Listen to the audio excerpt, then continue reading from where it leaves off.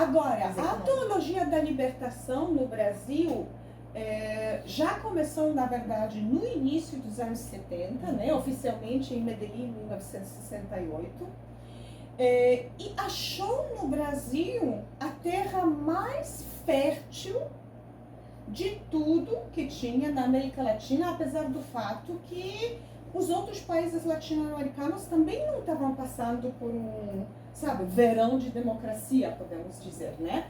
Então, assim, no Brasil, que se enraizou e cresceu de uma maneira absolutamente sem precedentes, com as SEBs, né, com tudo isso, né, com os hierarcas católicos envolvidos de uma maneira super profunda na colaboração com a posição política da esquerda, etc, etc. Então, imagina o que o João Paulo II, o Papa polonês, poderia fazer. Então, no Brasil, o Papa João Paulo II, ele é lembrado, claro, dependentemente do ambiente político, certo? Porque o ambiente católico da esquerda, conservador, que também existe no Brasil, porque a gente não pode dizer que não existe, claro. Inclusive os ambientes mais tradicionais e mais ortodoxos da Igreja Católica, que são até agora, na verdade, ilegais, né, pelas decisões do Papa Francisco, os núcleos eu encontrei aqui. Opus. Aqui. Opus Dei. Opus Dei é pouca coisa. Eu quero falar que se alguém acha que desde a teologia da libertação, a igreja, o catolicismo brasileiro, é assim como a gente imagina, que um movimento tão forte poderia deixar ele até hoje, não tem toda a razão. Porque vocês têm que se lembrar que até no início da ditadura militar, tinha duas correntes opostas. E vocês têm que se lembrar que tinha tradição, família, propriedade, né? Um movimento muito poderoso, muito forte, tá? da direita católica, que inclusive apoiava a intervenção militar, né, nas ruas. E isso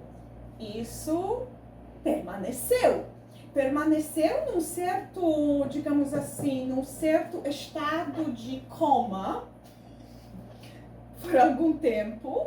Depois foi reavivido, podemos dizer, pelo Papa João Paulo II, porque para ele eram os movimentos conservadores na Igreja Católica no Brasil, era tudo que valia a pena para apoiar.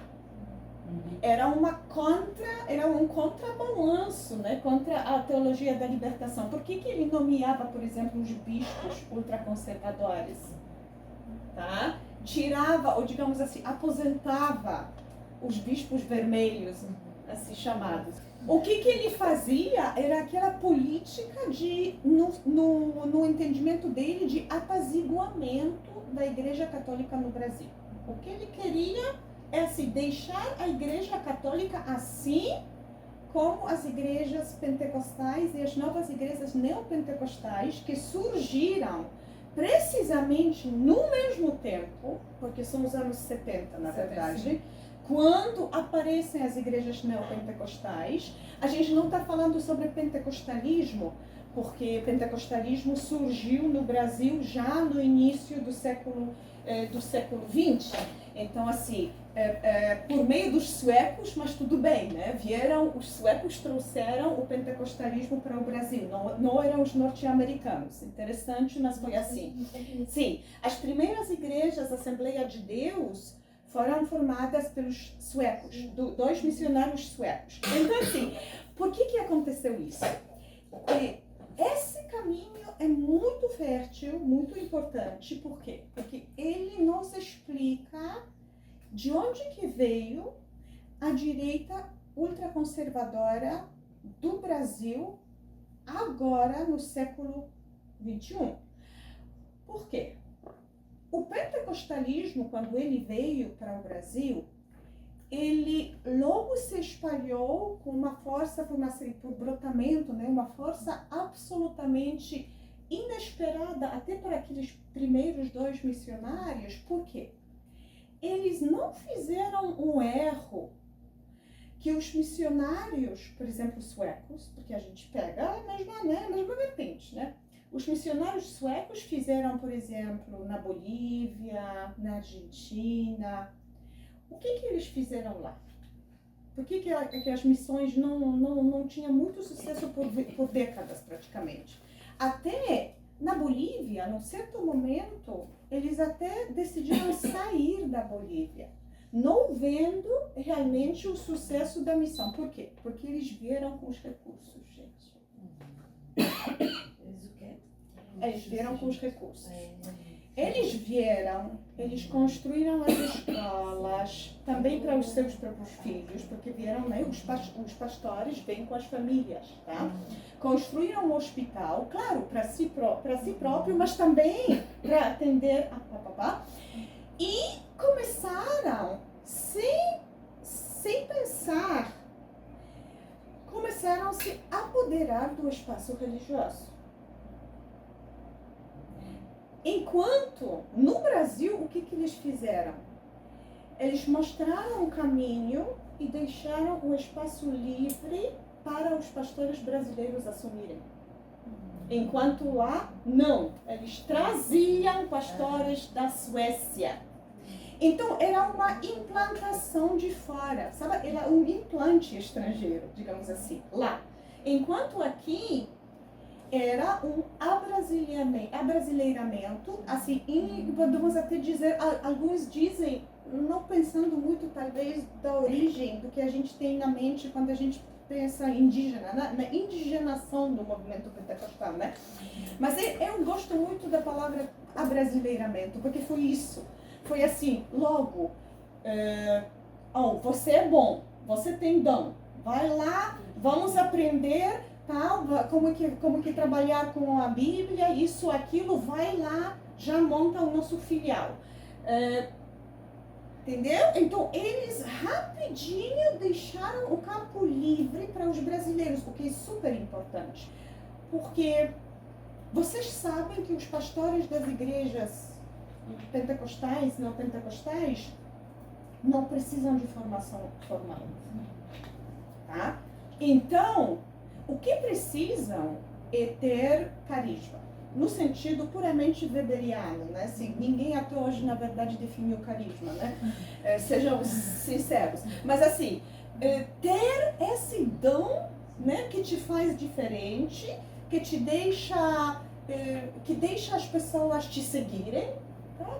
Que faz de que você possa realmente atrair, né, os seguidores e com isso também os recursos para a sua própria igreja. Por quê? Porque nenhuma igreja funciona sem dinheiro. Isso, por exemplo, o Bispo Macedo, que eu adoro ler às vezes, é muito assim, iluminador o que ele fala. Ele disse a um certo momento, eu li num livro dele, para tentar entender, sabe, como é que o dinheiro é o sangue nas veias da igreja. Claro que é. Olha isso. Claro que é.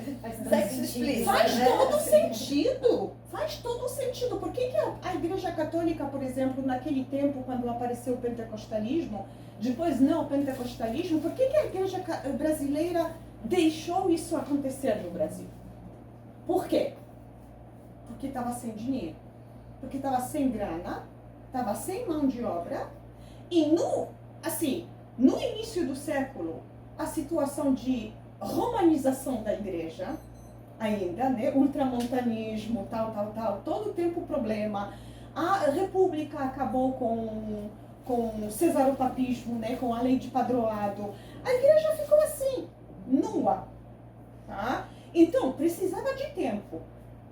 Mas o pentecostalismo não deixou de tempo, né? Ele entrou e começou a se espalhar rapidinho. O neopentecostalismo começou a se espalhar nos anos 70, quando a igreja estava super empenhada nas questões políticas no Brasil.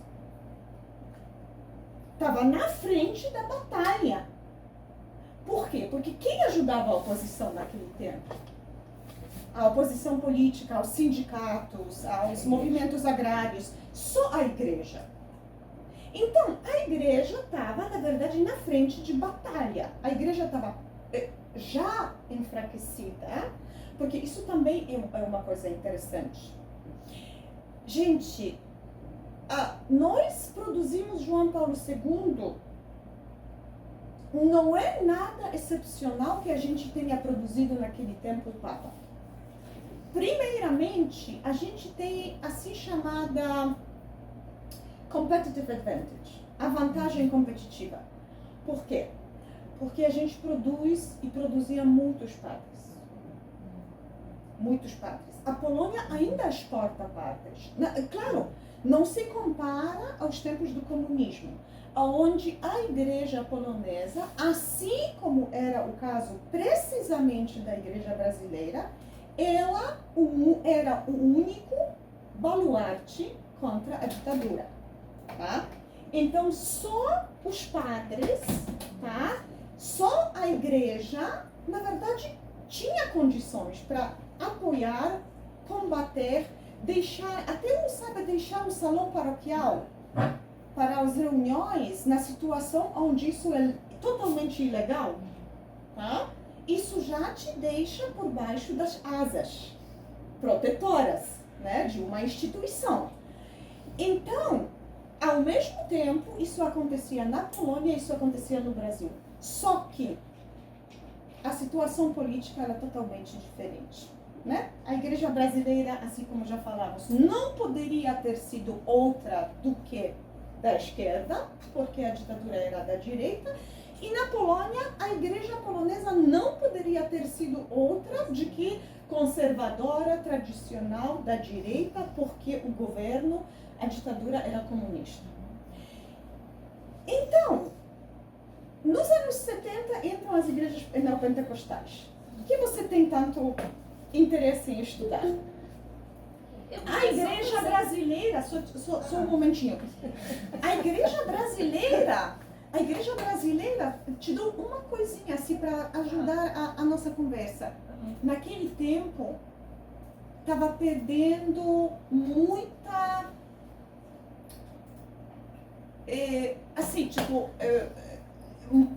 ao mesmo tempo, ficando super poderosa no sentido político, no espaço público, ela perdia muito, por exemplo, no sentido de mão de obra. Interessante que a questão de religiões afro-brasileiras, ela é tão fortemente embutida na doutrina dos neopentecostais que eles fazem questão de combater.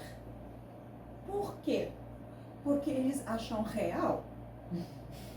Você não combate coisa que você não acredita. Sim. Tá? Para que você vai evocar lá um pombagira, né? Se você não acredita que ela exista. Isso tudo tem uns dois lados, né? Cada moeda tem dois lados, né? Eles dizem, não, vocês têm que deixar, mas eles nunca, nenhum deles falou, seja Soares, seja Macedo, né? Que, aliás, são cunhados, né? Mas assim, então assim, ninguém falou nunca que isso não tem sentido ou não existe. Ao contrário, isso existe sim, e isso é tão forte que você precisa se cuidar e você precisa tomar postura. Combater, porque senão as coisas ficam tomando conta de você e da tua vida, né? Então, isso é interessante, porque uma das questões doutrinárias dos neopentecostais mais forte é sim acreditar nas religiões afro-brasileiras. Sem isso, e agora pensar somente, né, aquelas questões, sabe, sessões de descarrego, de papapá. Isso é uma série praticamente. É por isso que funciona tão bem aqui. que não funciona em muitos lugares, por exemplo, onde as pessoas não têm na cultura. Por exemplo, na Polônia, as igrejas brasileiras que se espalharam praticamente em mundo todo, não entraram. Eles apareceram sim, eles apareceram nos anos 90. Por quê? Isso tem mais uma coisa, ou duas coisas interessantes. Primeira, as igrejas neopentecostais, segundo, na verdade, o que a gente já sabe desde o início do século XX, elas funcionam. O Max Weber já falou sobre isso, mas depois, nos anos 80, digamos assim, toda a vertente interpretativa dos estudos sobre os mercados religiosos apareceu, tá? Na sociologia da religião. Então, apareceu até a teoria de mercado religioso, onde os pesquisadores, né, falaram assim, o mercado religioso não é diferente de qualquer outro mercado. Tá? Então, ele tem as suas próprias características, e quem entende melhor da economia religiosa faz sucesso. Agora, quem pode entender melhor do que, por exemplo, o contabilista, que era o Macedo, né? Quem pode entender melhor que... Então, assim, se vocês têm um background, e vocês sabem, assim como a gente, às vezes, as pessoas dizem, de onde que vem dinheiro? Vem do Estado, vem do orçamento, vem do... Não! Ele não vem, ele não cai do céu, né? Você tem que captar. Ou você cria, ou você trabalha, ou você capta dos outros. Então, claro, mais fácil é captar dos outros, mas somente, aparentemente mais fácil, porque você tem que ter já na cabeça, ou tem que criar todo o aparato, né, para fazer, para construir esses canais. Então, muito cedo, por exemplo, o Macedo entendeu. Os meus canais são, primeiramente, rádio, depois logo televisão. O que ele fez? Apoiou o Collor e logo comprou a televisão, né? Comprou a televisão quando? Quando o Collor congelou as contas. Por quê? Porque ele estava com dinheiro vivo na mão. É porque eles andam com dinheiro vivo mesmo. Então, por quê? Porque você paga o dízimo. Quando você paga com dinheiro vivo. Se vocês entrarem agora em qualquer sessão da igreja neopentecostal no Brasil, você vai ter um monte de possibilidades para contribuir. Digamos assim, no palco, você vai ter maquininhas. Se você tiver cartão de crédito, usa cartão de crédito. Se você preferir fazer o Pix, você já entra lá, faz o Pix. Mas isso é recente. Quando eles apareceram, era dinheiro vivo que o pessoal trazia. É uma cópia da Igreja Católica, só que muito melhor manobrada. Por quê? Porque o Macedo, na verdade, é o Papa. Ele se chama bispo porque talvez para não irritar, né? Mas é o bispo Papa. Ele montou essa estrutura toda, ele faz as pessoas ascenderem, subirem, mas também faz caírem rapidinho, tá? Se não se comporta. Ele investiu em uma empresa familiar, né? Porque toda a família está lá, envolvida, nas filhas, os genros que são pastores, tal. E ele controla, é muito bem centralizada, mas centralizada para isso mesmo. Porque ele entende do dinheiro. Ele entende, tá? E não confia muito, tá? Porque ele já sabe o que é cisma. Como é que ele sabe? Porque ele cismou mesmo, né? Ele tinha participado de outras igrejas antes de fazer, né, a IURD. Ele já tinha passado por outras igrejas, só que ele se tinha desentendido com os pastores fundadores e separava. Inclusive, ele se desentendeu com o Soares também. Eles se separaram e o Soares montou a Igreja Graça Internacional tal, e ele ficou com essa. Então, assim, ele já sabe muito bem que se aparecer alguém carismático, um líder carismático, ele vai poder levar uma parte, sair e fazer até uma estrutura melhor. O que, claro, óbvio, ele não quer deixar que aconteça. Esquema de pirâmide que a gente chama no Brasil. Eu acho assim, ele é o perfeito CEO de uma empresa familiar que faz sucesso. O cara tem um cérebro realmente funcionando super bem. Então, aí você faz isso. Aí, num certo momento, quando ele já investiu na televisão, a televisão dele é recorde, né? Vocês sabem. Então, é a segunda agora no Brasil. Eu não sei se não é a segunda em toda a América Latina, porque ele já tem em toda a América Latina, né? Em espanhol, nos Estados Unidos, tal. Mas assim, eles apareceram, eu comecei a falar para vocês que eles apareceram na Polônia, nos anos 90. Aí apareceram na Polônia e olha só, interessante. O que eles fizeram? Primeiro, levantamento. Uma das vertentes interpretativas ligadas com um argumento pelo crescimento dos pentecostais e neopentecostais durante a teologia da libertação, nos anos 70, principalmente, 70, 80, é isso, que a teologia de libertação queria conscientizar e engajar as pessoas que sabiam sobre os riscos, que muitas vezes queriam correr dos riscos. Enquanto os pentecostais evitavam, e falavam assim, não, venha para cá, aqui desce o Espírito Santo, resolve os seus problemas, você investe na sua fé, no seu mundo interno, certo?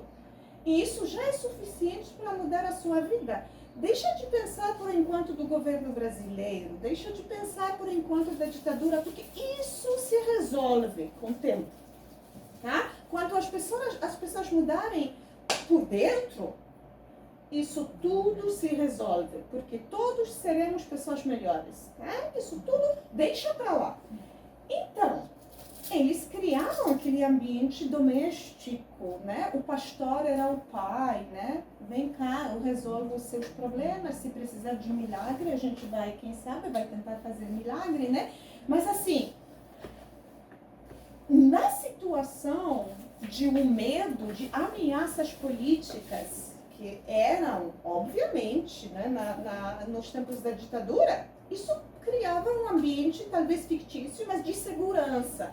Depois, na transformação democrática, mas também econômica, porque a gente tem que se lembrar, né, que assim na Polônia, nos anos 90, vocês entraram no Brasil na transição democrática exatamente ao mesmo tempo que a gente. O Brasil, 1985, a gente, 1989. Não tem diferença nenhuma. Para nós, os anos 90 era uma década totalmente perdida, no sentido que as pessoas, no Brasil, vocês estavam numa crise tremenda, já nos anos 80 praticamente, né? Os anos 90, aquela coisa de inflação, de papapá, antes do Plano Real, desculpe falar, mas o Brasil também não estava bem. A Polônia estava, deixa eu usar uma palavra, ferrada. Tá, o que ele fez? As primeiras eleições que ele se mostrou ativo e fez o investimento foi, na verdade, quando ele apoiou de uma maneira muito clara o Collor nas eleições, né? Depois, aconteceu mais uma coisa super interessante. Ele foi acusado, vocês se lembram daquela situação, ele foi acusado de charlatanismo, tal, e ficou alguns dias na cadeia. Não tem, a gente fala na Polônia, eu acho que vale em todos os lugares. Quando você quer ter um problema, aí deixa a pessoa ser um mártir. Então ele virou um mártir, já. Quem naquele tempo digamos assim, quem mostrou para ele a sua empatia foi, por exemplo, o Lula, que apoiou, tá? Ele. Aí ele por muito tempo não apoiava, por quê? Porque é uma questão de... Gente, por que essa proposta ela cola tão bem em vários ambientes? Porque ela é ao mesmo tempo conservadora na doutrina e super flexível nos costumes.